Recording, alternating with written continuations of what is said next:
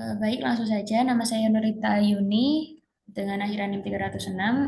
Ingin sedikit menjelaskan tentang bagaimana cara mengolah data di aplikasi Smart PLS 3. Langsung saja, new project.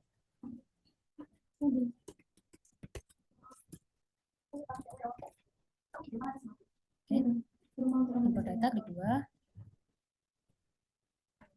Klik OK. Oke, datanya udah keluar semua. Langsung saja kita klik yang ini. Terus semua variabelnya kita pindah ke sini. Satu, dua,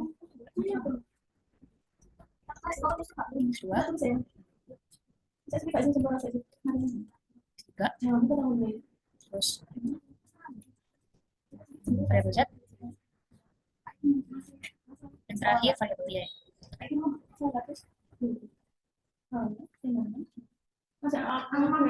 Habis ini kita ganti namanya dulu teman-teman. Klik name, terus ini kredibilitas konten. Terus yang X2, relevansi konten. Yang X3-nya, X3-nya ini FOMO. Yang variabel mediasinya ini kita ganti ketertarikan pada konten. Terus yang variabel dependennya diganti pembelian impulsif. Di situ kita langsung hubungin aja, klik connect ke dari X1 ke Z, X2 ke Z, terus X3 ke Z, dari Z ke Y. Nah, kalau biru kayak gini berarti mereka ada hubungan, mereka saling terhubung. Dari X1 juga kita hubungin ke Y, X2 juga ke Y, X3 juga ke Y.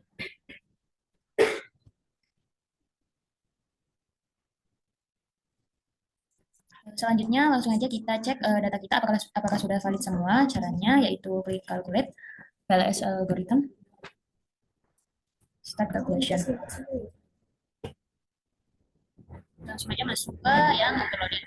Nah, data ini ternyata ada yang warna merah, teman-teman. Nah, ini harus dihapus karena data ini, yang merah ini ternyata adalah data yang tidak valid. Terus, ya, kalau sudah dihapus, kita coba hitung lagi.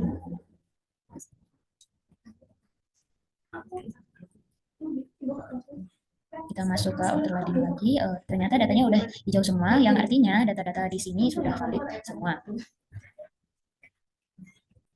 Nah, langsung saja kalau datanya sudah valid semua, kita lanjut ke uji validitas konvergen, yaitu ada dua cara, loading factor dan AV atau average variance extracted. Caranya yaitu uh,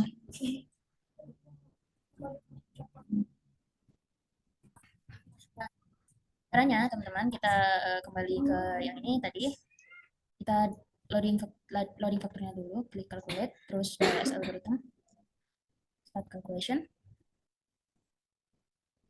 terus kita masuk ke auto loading. Nah, di sini datanya sudah hijau semua.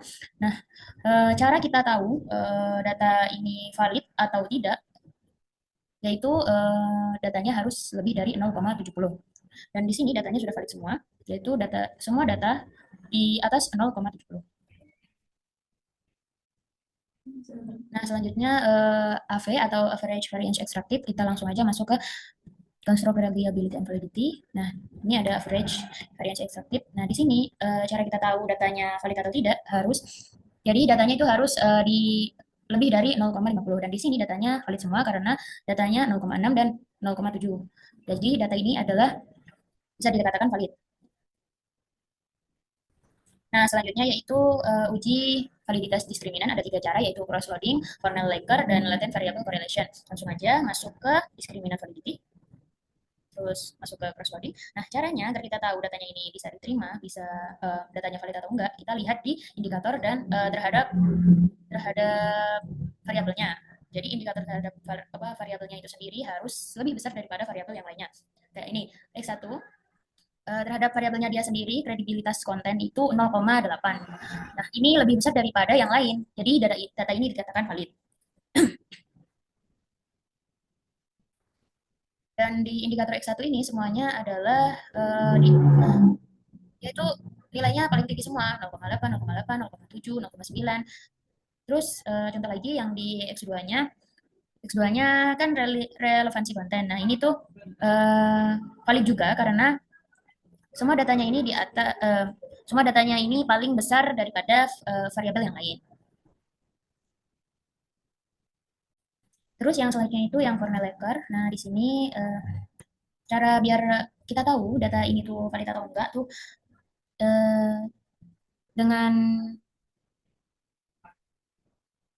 dari variabel dia terhadap variabelnya sendiri itu datanya lebih besar atau lebih tinggi dari variabel yang lain. Contoh kayak ini, ketertarikan pada konten terhadap ini punya dia sendiri ketertarikan pada konten itu 0,800. Tapi di sisi lain juga ada variabel lain yang 0,340. Namun punya ketertarikan pada konten sendiri ini tuh datanya lebih besar. Jadi ini valid. Selanjutnya yaitu latent variable correlation. Langsung aja masuk ke latent variable yang ini. Nah, cara biar kita tahu ini valid atau enggak, kita dari variabelnya dia ke nilai variabelnya dia sendiri tuh mendekati angka satu seperti itu. Kayak contohnya ini FOMO terhadap punya dia sendiri tuh ini datanya satu. Kalau yang lain belum dekat sama satu. Nah, ini datanya berarti valid. Terus ini juga yang ketertarikan pada konten ada terhadap ketertarikan pada konten punya dia sendiri tuh ini 1,0 berarti yang dia ini datanya adalah valid. Selanjutnya itu uji reliabilitas ada dua cara yaitu current patch alpha dan composite reliability. Langsung aja kita masuk ke construct reliability and validity. Nah, di sini cara agar kita tahu current patch alpha dan composite reliability ini valid atau reliable, datanya dari keduanya ini harus lebih dari 0,70. Nah, datanya ini sudah valid semua karena datanya di atas.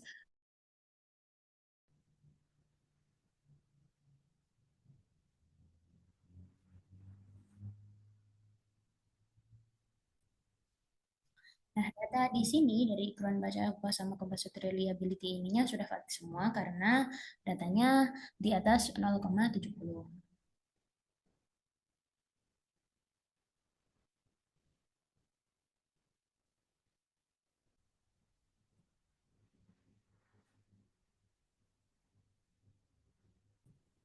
Oke, yang selanjutnya itu ada uji model fit. Langsung aja kita masuk ke sini. Nah, ada 5 teman-teman yang uji SRMR ini datanya bisa dikatakan model fit atau diterima jika nilainya ini adalah kurang dari 0,10.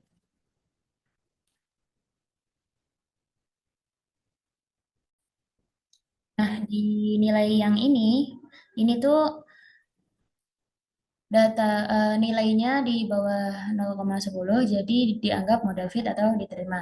Selanjutnya yang di DU sama DG ini eh, bisa dikatakan model fit atau diterima jika nilainya di atas 0,05. Jadi ini datanya diterima karena di atas 0,05. Nah, untuk yang C-square ini ada caranya sendiri yaitu eh, DF-nya kita nyarinya dari total indikator terus dikurangi satu. Jadi totalnya tadi itu ada 20 dikurangi satu jadi 19. Terus kita cek di tabel C-square. Nah, di deretan nomor 19 itu kita eh, pakai signifikansi yang 5%. Jadi ketemunya sekitar 30,144. Nah, terus untuk mengetahui nilai C-square ini bisa diterima model fit atau enggak, itu nilainya harus eh, lebih besar dari yang di tabel. Kayak ini yang di tabel ini nilainya kan 317 sekian. Terus yang di tabel yang C-square tadi itu cuman 30,144. Maka ini C-square ini dikatakan model fit. Lalu yang NFI ini bisa dikatakan model fit atau diterima jika datanya atau nilainya itu mendekati angka satu. Nah, di sini ada 0,730. Jadi sudah dikatakan model fit karena mendekati angka satu. Nah, selanjutnya kita cari yang kedua. Jadi caranya balik dulu ke sini, terus calculate, PLS predict, start calculation.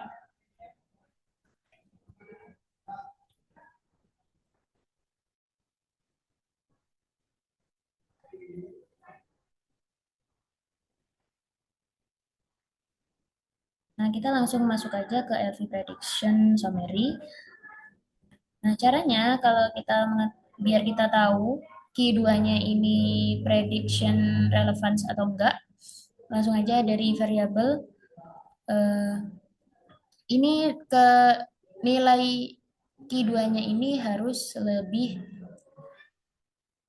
lebih besar dari nol seperti itu. Nah, di sini kan misal pembelian impulsif ini Q2-nya 0,338. Ini sudah eh, lebih dari nol dikatakan, jadi dikatakan bisa diterima. Nah, yang selanjutnya itu inner model. Jadi ada uji R square sama R square adjusted. Kita langsung masuk ke PLS algorithm yang tadi, masuk langsung ke R square. Jadi, nah cara biar kita tahu datanya ini diterima atau enggak itu uh, dari R square sama R square adjusted ini harus datanya harus uh, lebih dari.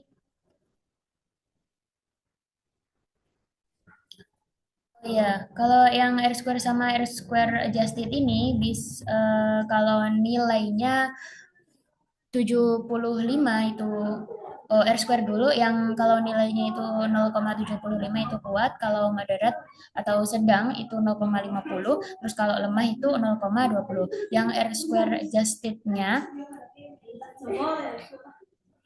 itu dianggap kuat kalau nilainya 0,67, terus dianggap sedang kalau 0,33, dan dianggap lemah kalau nilainya 0,19. Nah, di sini pemilihan impulsifnya ini yang R square 0,419 ini dikatakan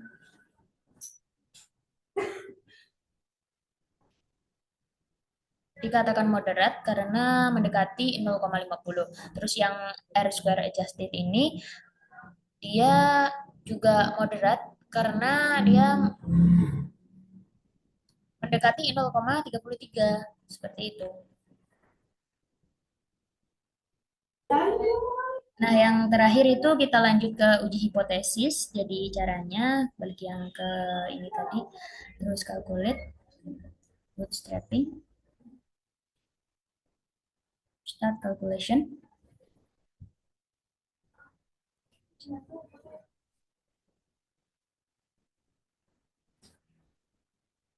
Nah, ini teman-teman kayak jadi ada data yang warna hijau dan warna merah. Untuk yang warna hijau ini berarti FOMO memiliki pengaruh signifikan yang kuat terhadap ketertarikan pada konten. Nah, kalau yang merah ini berarti dia tidak berpengaruh signifikan seperti itu.